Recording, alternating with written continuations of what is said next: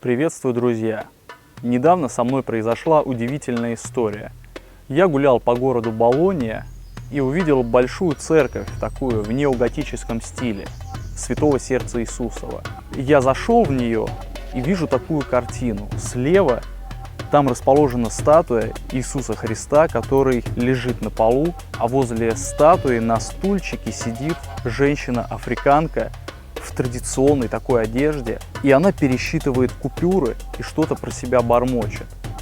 Я, дабы ее не смущать, пошел дальше, прошелся там, через несколько минут решил выйти, и выходя, я поворачиваю голову и вижу, что она уже легла на пол возле этой статуи с этими деньгами и начала просто вращаться по полу. Выйдя из церкви, я очень был так, ошарашен, потому что я увидел настоящую магическую практику, и это еще все возле Иисуса.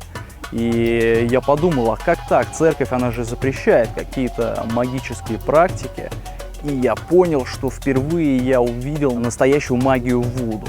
Так что в этом видео мы поговорим о религии вуду. Подписывайтесь на наш канал, будет интересно.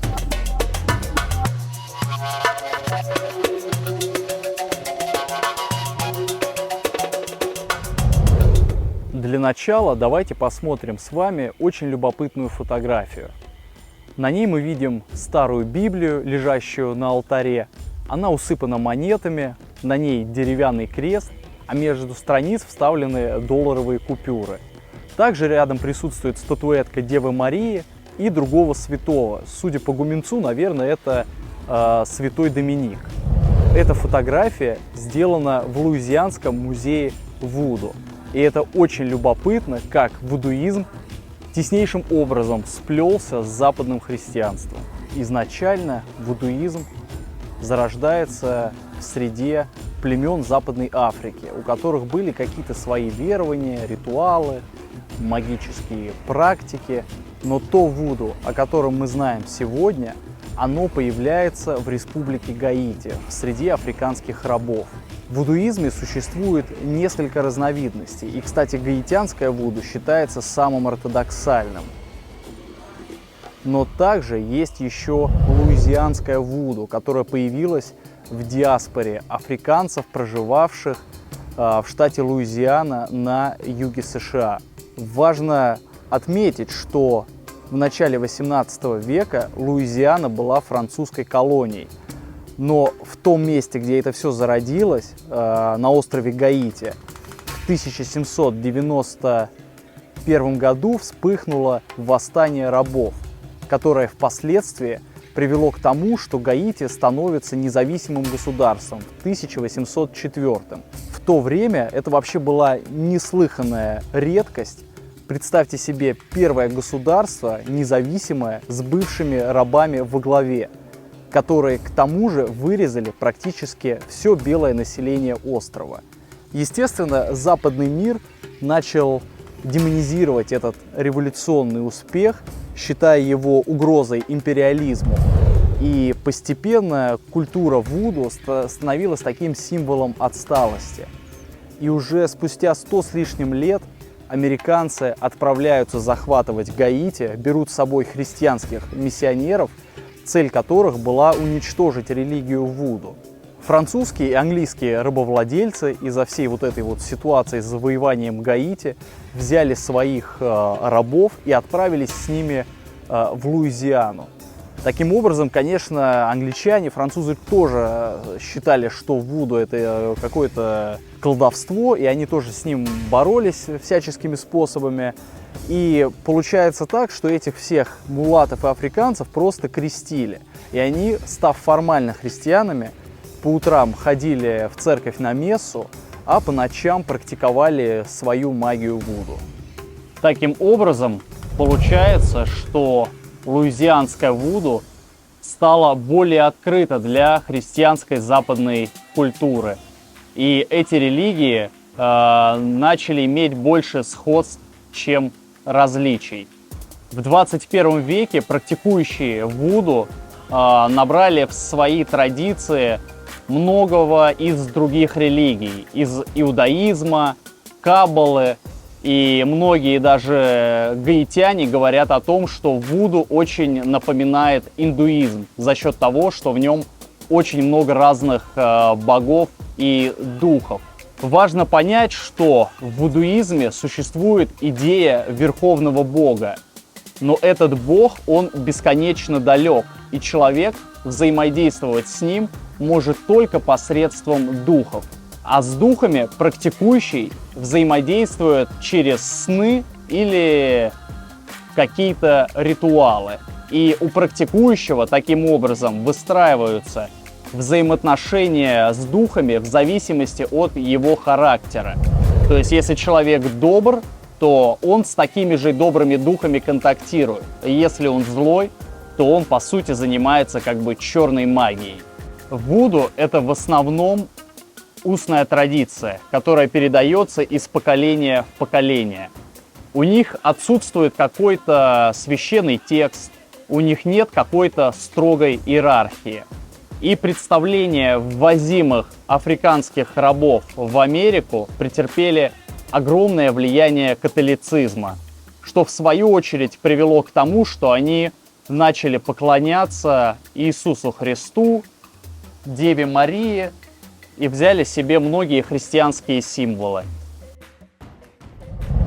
Эти древние духи называются Лоа, и они берут свое начало в анимистических религиях Западной Африки. И это слово означает просто «духовный наставник».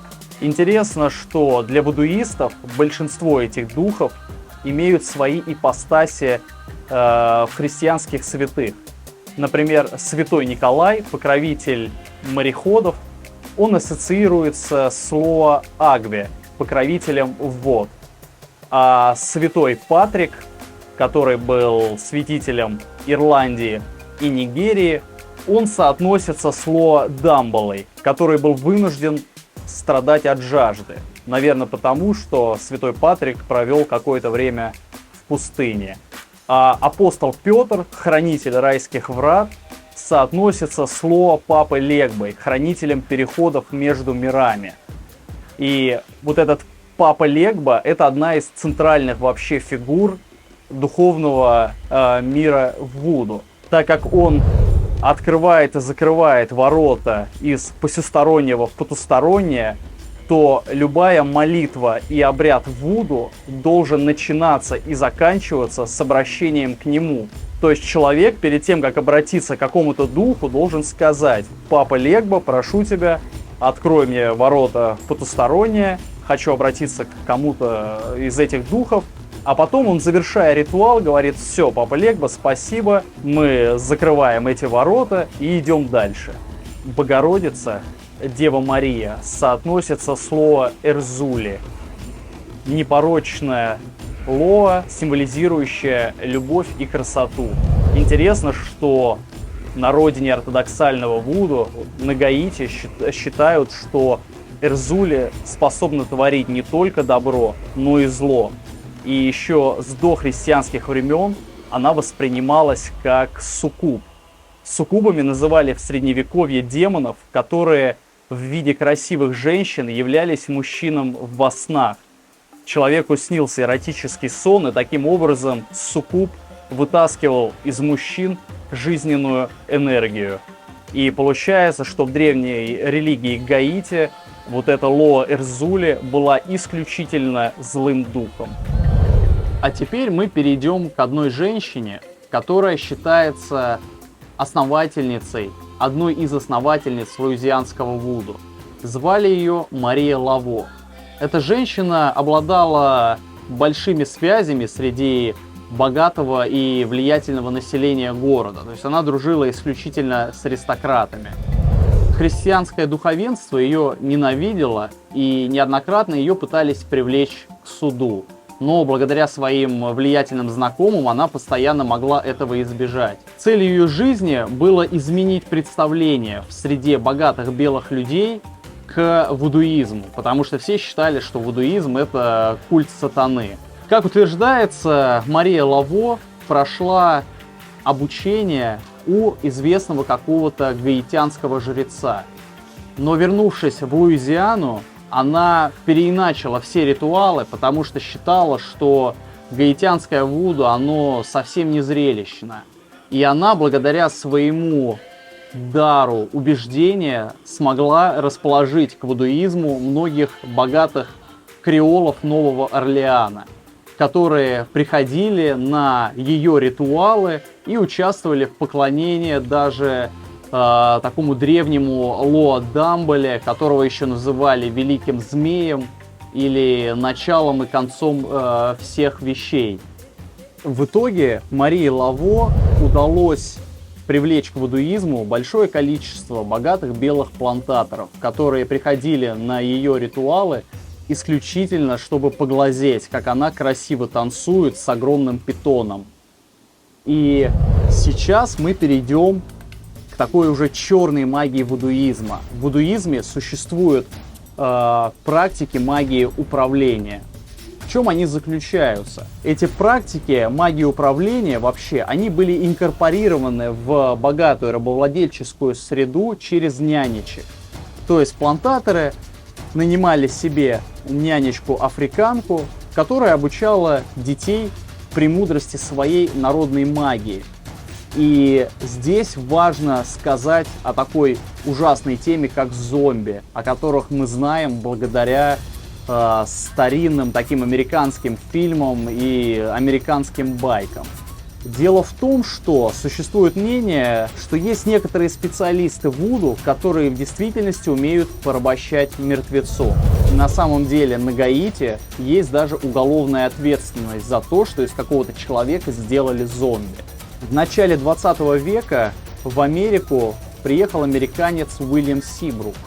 И в 1929 году он печатает книгу, которую назвал просто «Остров магии».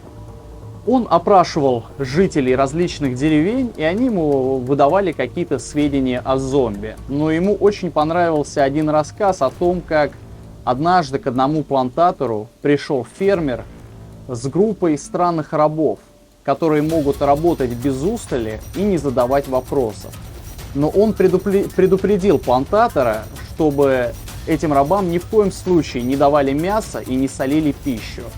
И однажды жена этого человека об этом забыла, посолила им еду, и когда рабы ее поели, они вдруг поняли, что они мертвы, и они устроили жуткий переполох в деревне. Если в это вкопаться, то действительно, благодаря каким-то ритуалам и токсическим веществам, специалисты вуду выбирали жертву человека, который, например, должен реально без устали работать, не задавая вопросов. Они ему давали просто яд, который делали из толченой рыбы семейства иглобрюхих, например, рыба фугу, вот эта опасная рыба японская.